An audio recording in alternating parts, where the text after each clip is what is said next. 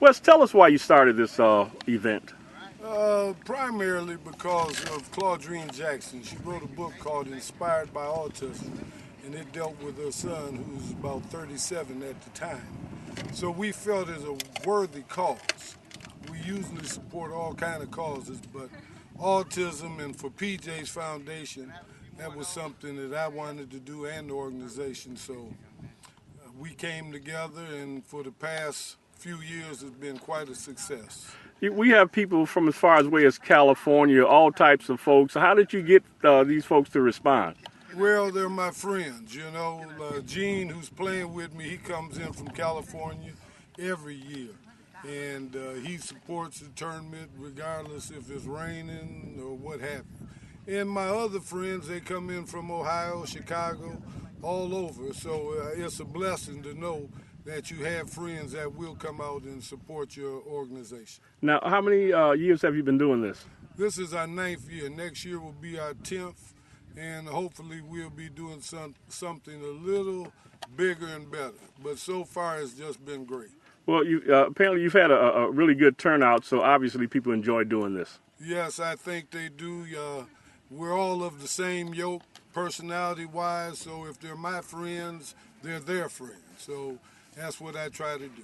Well, they seem to be having a ball. They're not all say A-list golfers, but they're having a good time. Or they're raising money, and I think they'll be back next year. That's right. I have senior citizens out here. My uncle, and then my father, who's from Grand Rapids. He's 89. He came up just to support us, him and my daughter.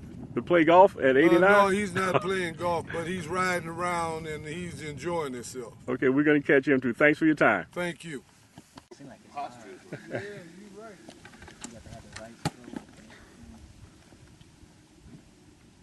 stroke. I like just a short shot. Now you look like somebody we know. Jump left. Just say you camera shy. I hit it. Oh! That was on time, man. That was on time. That birdie? Hey, man, since Tiger Woods, even grandma know what a birdie is. Get in there, Cliff. Off speed. Good birdie, John.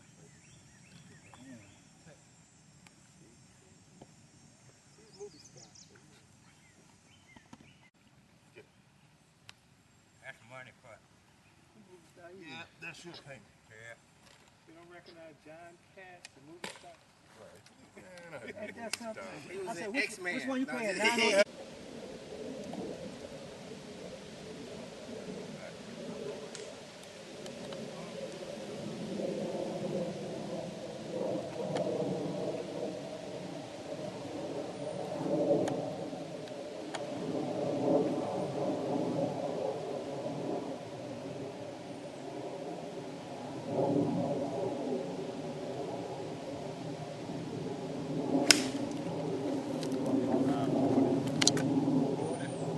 Get over the trap. Don't go in it. Thank you. Yeah. I'll put that over that trap. Go ahead. If somebody's ready, I gotta get another club.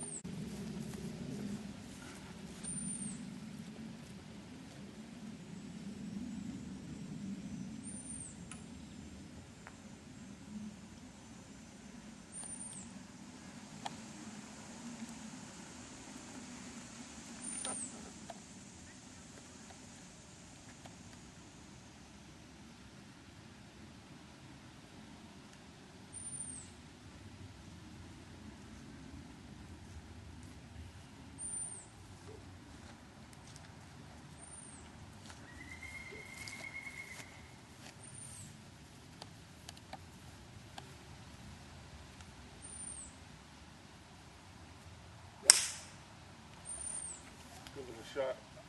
Get right a little bit. Get right. Then you played at 140?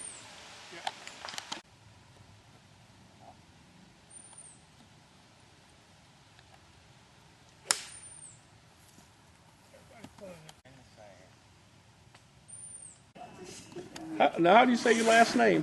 We have Mr. Gullick here, Wes's father, who's 89 years old. Mr. Gullick, tell us, how did you manage to live so long and look so well?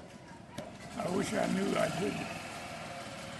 So it's no secret to be able to live that I long? worked General Motors all in 30 years, and I tried to take care of my health. Okay, Did okay. the best I could. You know, Wes seems to be a very generous person. You know, he sponsored this event every year. What is it about him? Is there something that you taught him that, you know, to be that type of person? I tried to teach people like he wanted to be treated. Okay, okay, okay. That's the best way, ain't it? Yes, it is. And how many children do you have?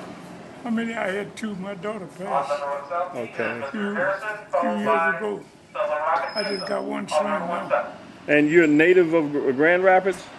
And I've been there since 39. Since 1939. Yeah. And coming from where? I came to Kansas there. From Kansas. Yeah. I was born in Oklahoma. Lived in Kansas till I got, let me see, 17 years old, I think. So, Went to Grand Rapids. okay. And so from Oklahoma to Grand Rapids, why the move to Grand Rapids? Well, Do you have relatives here? Oh, yeah. I had an aunt and uncle there. And then you couldn't find work to do in Kansas during Depression. You heard about Depression? Oh yes, we've heard and Well, I seen. lived through it. And then they had that drought out there. You lived through the drought Yeah, that started the Depression. Home in Kansas. It was hot. And I had an uncle and aunt was in World War I. Come to Grand Rapids and got jobs there for the city.